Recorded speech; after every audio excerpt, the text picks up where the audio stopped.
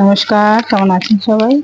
চলে এলাম আরেকটি মিনি ব্লগ নিয়ে। আজকের ব্লগে আপনাদের সাথে শেয়ার করে নিচ্ছি। দেখুন, খাওয়া দাওয়ার পরে রাতে আমাদের কি মেনু ছিল।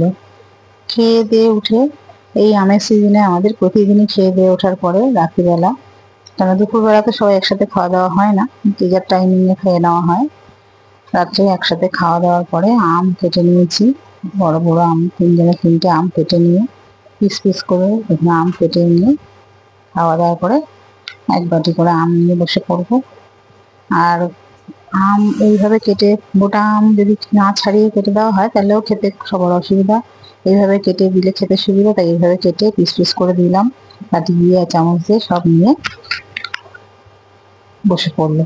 আপনারা কারা কারা আমাদের মতন রাতে খাওয়ার পরে বা দুপুরে খাওয়ার পরে আমের সিজনে এরকম আম খেতে ভালোবাসেন, বা আম কাদের কাদের প্রিয়? আমাদের বাড়িতে তো আম সবার খুব প্রিয়, সবাই জন আম খেতে ভালোবাসে।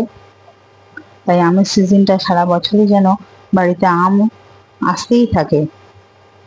এক প্লেট দেখুন, সব কটা আম কেটে নিয়েছি, নিয়ে থালায় সাজিয়ে নিয়ে যে যাকে ভাগ করে দিলাম সবাইকে, সবাই খেয়ে নিয়ে। ভিডিওটি কেমন লাগলো অবশ্যই জানাবেন, ভালো লাগলে একটু লাইক কমেন্ট করবেন, পাশে থাকবেন।